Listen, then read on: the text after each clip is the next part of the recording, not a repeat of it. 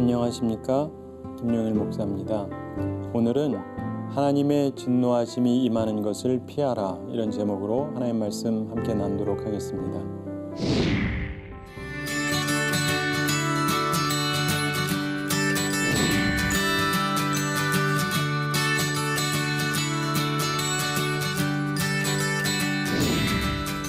몇 년 전에 멕시코에 계시는 선교사님들이 장로교, 감리교, 침례교 이렇게 초교파적으로 신학교를 설립하셨습니다. 그러면서 저한테 와서 강의를 좀 해달라 그래서 한번 갔었던 적이 있는데, 거기에 있는 그 분들을 위해서 예수님의 가르침을 근거로 한 실천신학 강의를 해드렸는데, 거기 참석하신 분 중에 많은 분들이 이미 목사님이시고 또 수백 명의 성도를 이끄는 목사님들도 계시는데, 더 배우기 위해서 이제 오신 겁니다.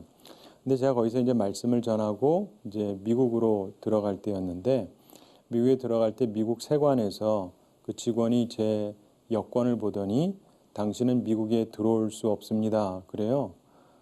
You cannot come into the United States. 그래가지고 왜 그러냐고, why not? 그랬더니 이 사람이 내 이름을 보니까 당신은 이 나라에 들어올 수 있는 사람이 아니랍니다. 그러면서 you can go to anywhere in the world. 세상 어디든 갈 수 있는데 not this country. 이 나라는 못 들어온다는 거예요.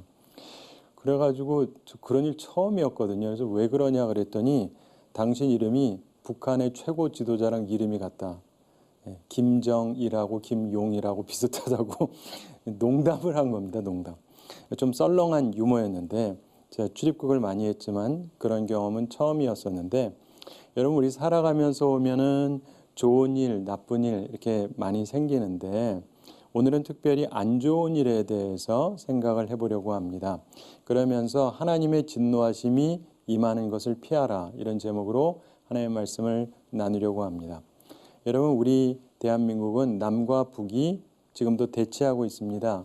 우리 6.25 사변도 있었고 우리에게 여러 가지 안 좋은 일들이 있었습니다. 그런데 우리는 오늘 말씀을 통해서 우리가 어떤 자세로 살아가야 되는가, 하나님의 말씀은 뭐라고 교훈하는가, 이것을 배우게 되기 바랍니다. 자, 우선 민족 간의 갈등이 왜 발생하는가를 한번 생각해 보겠습니다. 자, 성경을 살펴보면은요, 대체로 누군가 시비를 걸 때 갈등이 발생을 합니다. 이스라엘 백성들이 가나안 땅에 들어가서 아직 왕이 없을 때 사사시대에 몇 번 큰 갈등이 발생했습니다. 근데 특별히 두 가지 비슷한 사건이 있었는데 우리에게 교훈을 줍니다. 근데 그 두 가지 다 시비를 걸면서 발생한 사건이었습니다. 첫째 사건은 사사기 8장에 나오는데, 에브라임 사람들이 사사 기드온한테 시비를 거는 장면이 나옵니다.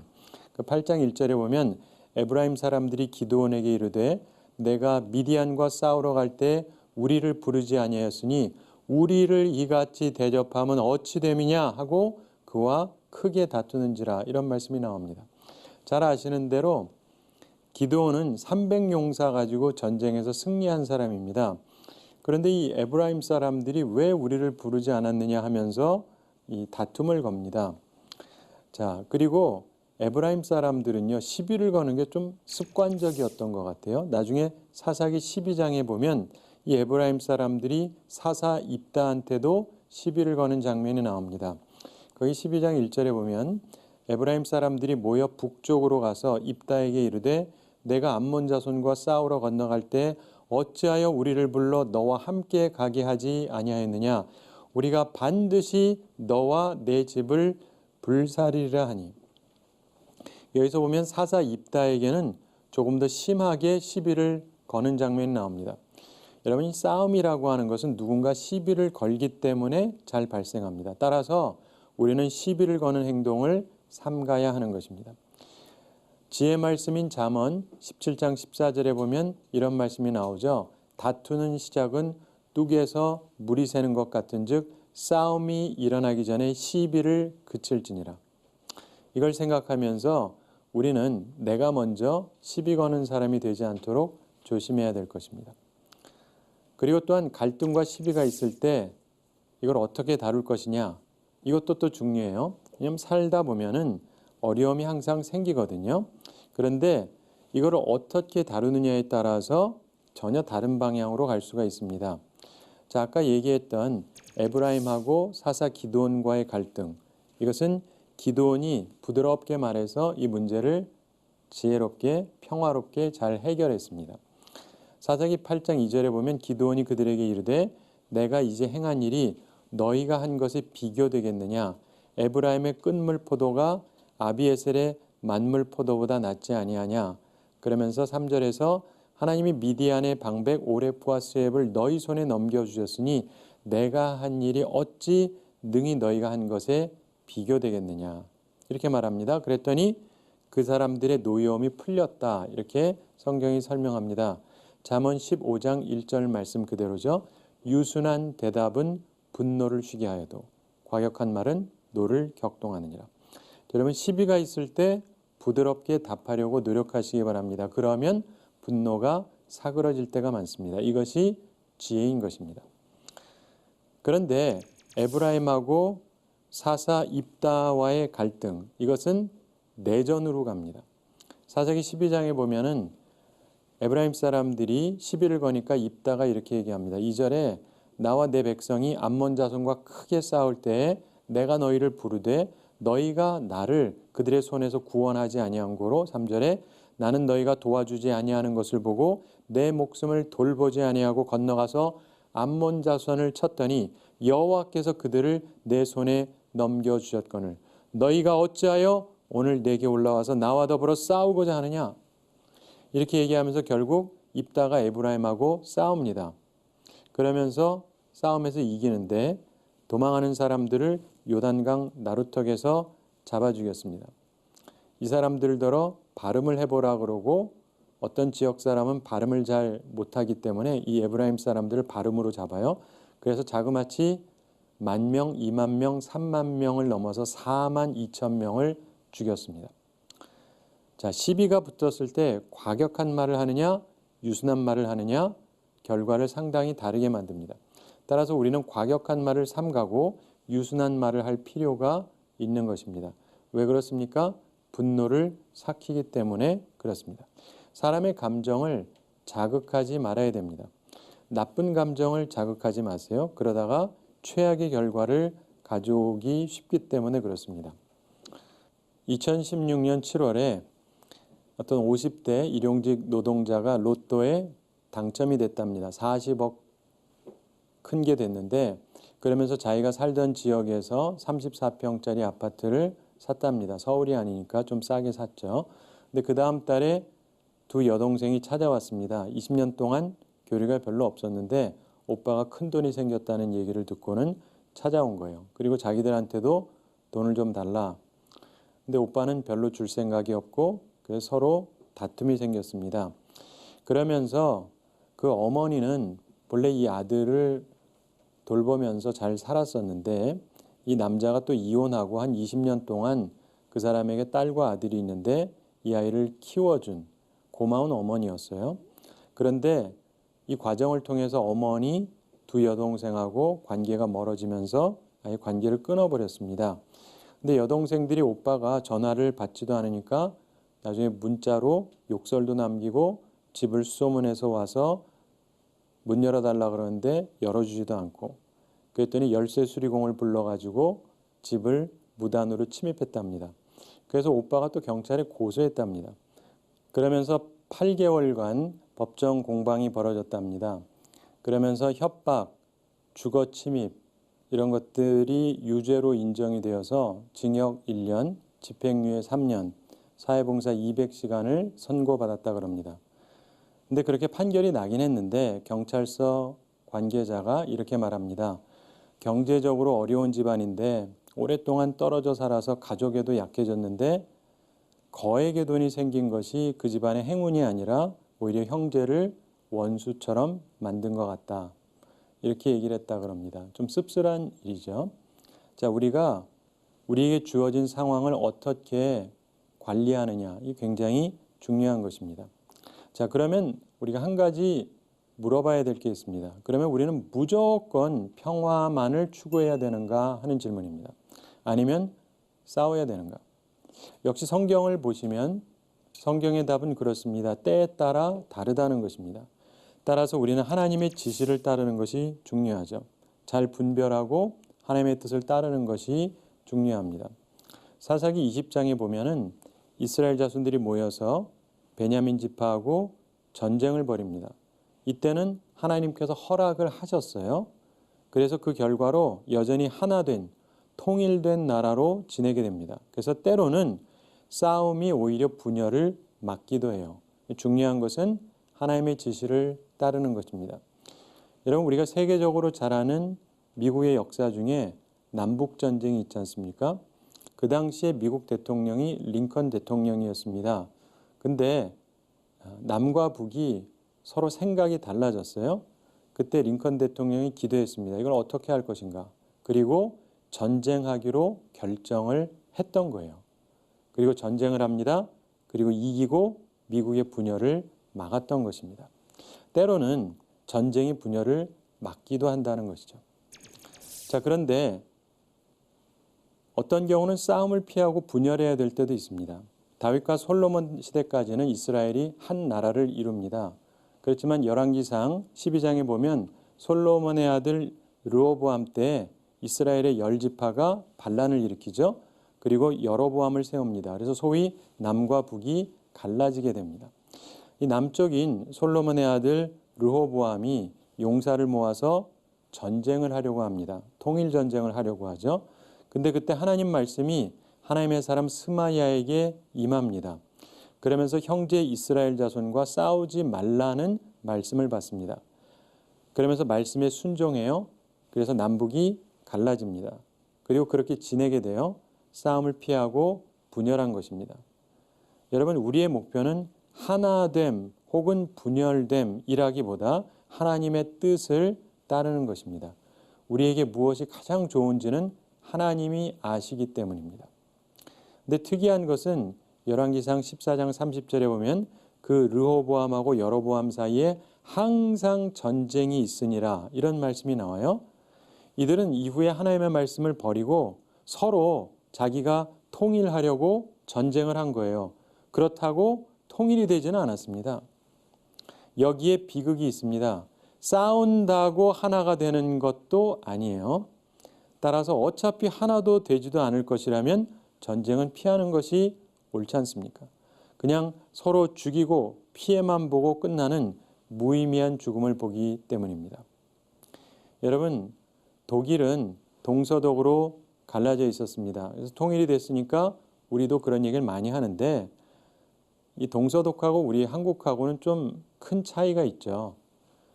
동독하고 서독은 갈라졌을 때 전쟁하지 않았어요. 평화롭게 분열하고 결국 평화롭게 통일했습니다. 우린 좀 상황이 틀려요. 정말 중요한 것은 하나님의 말씀을 따라야 된다는 것입니다. 통일하겠다고 싸운다고 꼭 통일이 되는 것도 아니기 때문에 그렇습니다. 이스라엘 역사가 증명합니다. 그래서 항상 하나님의 뜻을 잘 분별하고 하나님의 말씀 따라가는 것이 중요한 것입니다. 정말 중요한 것은 우리의 뜻을 정하고 관철시키는 것이 아니라 하나님의 지시를 따르는 거예요. 전쟁도 마찬가지입니다. 싸움이 때로는 분열을 막기도 해요. 그래서 싸워야 될 때도 있습니다. 그러나 또 많은 경우 전쟁은 상처만 남기는 경우가 많습니다. 그렇기 때문에 주님의 지시를 따르는 것이 굉장히 중요한 것입니다. 자, 그렇다면 화친은 또 어떻습니까? 자, 우리는 서로 무조건 잘 지내면 좋은 것 아니냐 또 이렇게 생각하기가 쉬워요. 그런데 본문의 말씀을 살펴보면 그게 또 꼭 그렇지만은 않다라는 것을 설명합니다. 물론 신약 성경에서도 우리더러 가능하면 모든 사람과 평화하라, 화평하라고 말씀을 하긴 하지만 그것은 그럴 수 있는 경우를 얘기하는 것이고 어떤 경우는 그것이 그리 좋지 않은 경우도 있다고 오늘 말씀이 우리에게 교훈해 주시는 것입니다. 그래서 우리가 균형 있게 말씀을 이해하는 것이 굉장히 중요한 것이죠. 자, 남쪽 유다에서 여호사밧 왕이 있었는데 이 왕은 훌륭한 왕이었습니다. 그런데 역대하 18장 1절에 중요한 언급이 나옵니다. 여호사밧이 부귀와 영광을 크게 떨쳤고 아합 가문과 혼인함으로 인적 관계를 맺었더라. 자, 이 아합 왕은 북이스라엘 왕국의 왕이었습니다. 그래서 남과 북이 서로 평화하기로 하고 서로 왕가에서 혼인을 시켰습니다. 잘 된 것입니까? 그냥 인간적으로 보면 그렇다고 볼 수 있겠죠. 그런데 하나님 보시기에는 그렇지 않았다는 거예요. 이것을 우리가 잘 이해해야 하는 것입니다.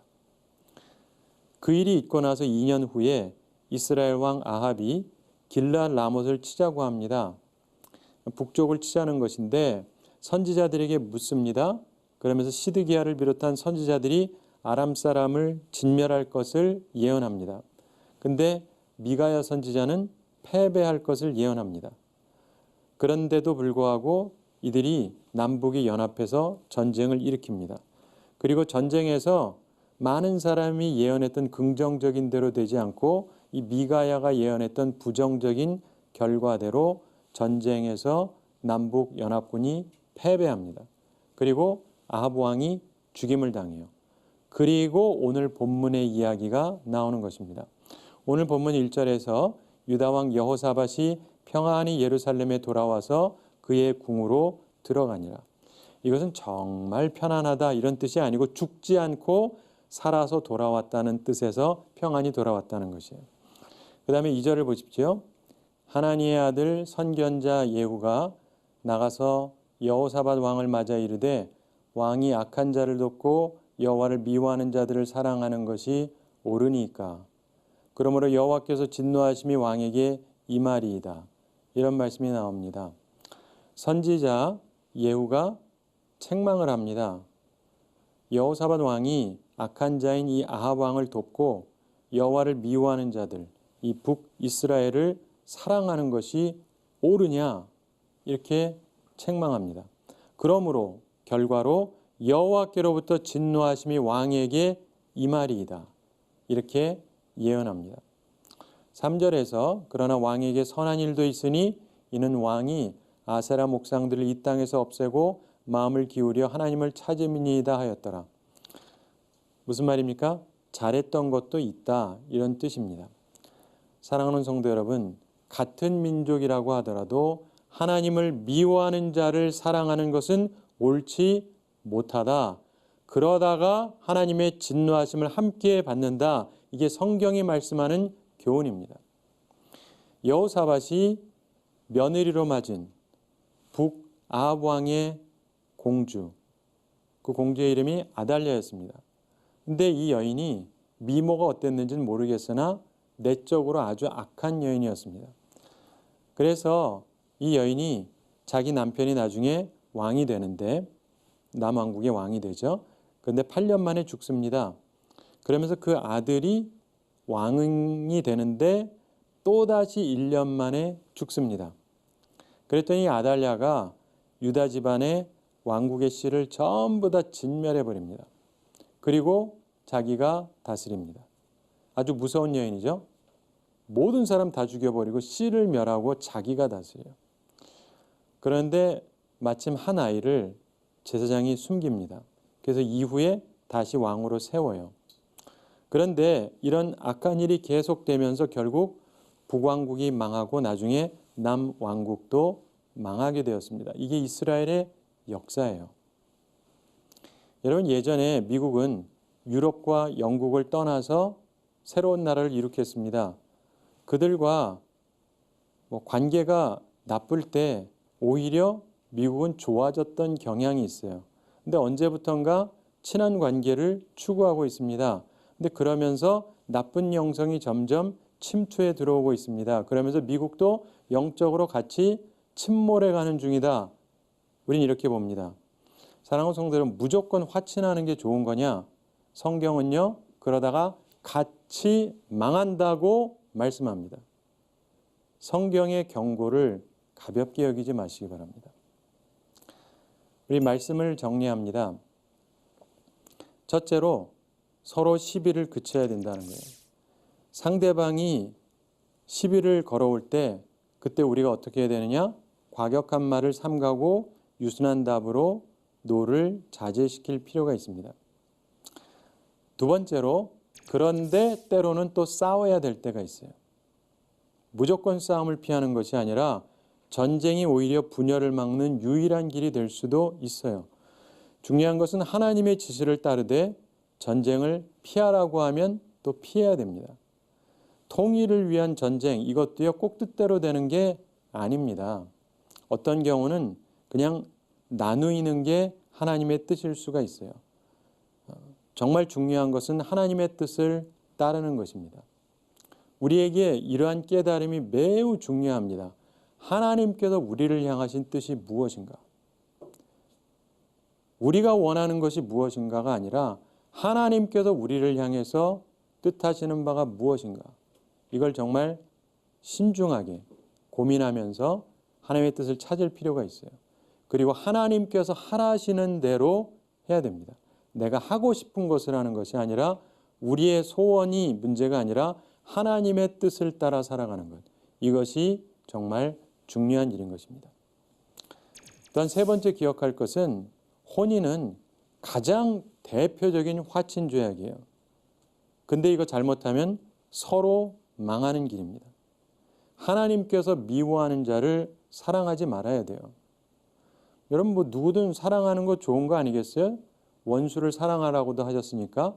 그런데 그러한 부분하고 하나님이 미워하는 자하고 함께 화친하면서 하나가 되어서 살아간다 하는 것은 전혀 별개의 것입니다. 하나님이 미워하는 자를 사랑하지 마세요. 함께하지 마세요. 결국 우리도 망하게 됩니다. 우리가 악한 자와 함께하면 함께 망하게 됩니다. 하나님의 진노하심이 임하는 것을 우리가 피해야 하는 것입니다. 사랑하는 성도 여러분, 제가 한 가지 이야기 말씀드리면서 오늘 말씀을 마치도록 하겠습니다. 우리나라가 여러 가지 정황에서 굉장히 복잡한 시대를 우리는 살아가고 있습니다. 그리고 많은 사람들이 여러 가지 생각을 하고 우리 한국 사람들도 이런저런 의견차가 있습니다. 그리고 이래야 된다, 저래야 된다, 이것이 옳다, 저것이 옳다, 이런저런 이야기를 합니다. 그런데 우리 한국 사람들이 한 가지를 놓치는 게 있어요. 그게 뭐냐면은 남북의 문제가 예전에는 남북의 문제였는지 모르지만 이제는 이것이 국제적인 문제가 되었다는 것이에요. 우리 남한과의 문제만이 아니라 북한의 문제는 이미 세계적인 문제가 된 거예요. 그래서 우리하고만 잘하면 되는 것이 아니라 다른 국제 정세 속에서 이것이 다루어져야 되는 것인데 다른 나라가 무슨 상관이냐 그런다고 되는 게 아닙니다. 근데 많은 사람들이 정황 파악을 잘 못하고 있죠. 또 하나 중요한 것, 하나님은 무엇을 원하시는가? 거기에 대해서 우리가 정말 관심이 있는가? 굉장히 중요한 요소입니다. 내가 생각하는 것, 내가 옳다고 생각하는 것, 이것이 아니라 하나님께서는 무엇을 바라보고 계시는가? 하나님께서는 우리에게 무엇을 원하시는가? 그리고 매 시대마다 하나님께서 우리에게 지시하시는 것이 틀린데 거기에 대한 민감성을 가지고 우리가 상황 파악을 하는가? 이것은 매우 중요한 것입니다. 우리가 살아가면서 남북이 갈등을 하면서 살아왔습니다. 사상도 틀리고 그러나 한 민족이라고 하는 그러한 같은 공통점도 갖고 있고 이러한 상황을 우리가 어떻게 풀어갈 것인가. 한 가지 분명한 것은 지금도 해결은 안 됐다는 것이죠.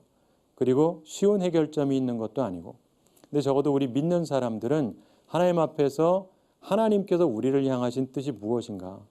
우리 믿는 자들은 어떻게 해야 될 것인가? 하나님의 뜻을 찾으려고 노력을 해야 될 것입니다. 그리고 하나님께서 우리에게 지시하시는 방향으로 따라가려고 하는 것이 중요합니다. 하나님께서는 모든 세상을 주관하고 계시죠. 각 나라의 지도자들의 마음도 하나님께서 주관하십니다. 근데 중요한 것은 우리 믿는 사람들이 하나님 앞에서 어떤 자세로 살아가고 정말 하나님을 의지하면서 살아가는가 하는 것입니다. 어느 나라 어느 민족에게나 안 좋은 날이 생길 수가 있어요. 우리에게도 그런 때가 있었습니다. 그런데 그런 날이 또 오지 않기 위해서 우리는 하나님의 진노하심이 임하는 것을 피해야 되는 것입니다. 하나님께서 우리를 축복하시고 우리를 온전한 길로 인도하시는 그러한 길로 가기 위해서는 항상 하나님의 뜻을 찾고 하나님의 말씀 따라서 움직이는 것이 필요한 것이죠. 그리고 그렇게 살아가게 될 때 우리는 생명의 길을 걸어갈 수 있을 것입니다. 바라기는 이 말씀을 기억하면서 우리 모든 믿는 사람들이 보다 하나님의 뜻에 집중하고 하나님의 뜻을 분별하면서 하나님께서 기뻐하시는 길을 살아가게 되기 바랍니다. 그래서 우리들의 삶 가운데서 또 다른 어려움을 겪지 않으면서 살아갈 수 있는 우리 민족 그리고 우리 후손들의 미래가 되기를 바랍니다. 우리 한 주를 지내면서도 하나님의 진노하심이 임하는 것을 피하라, 이 말씀을 묵상하면서 온전한 길로 걸어가는 우리 모두가 되기를 바랍니다. 감사합니다.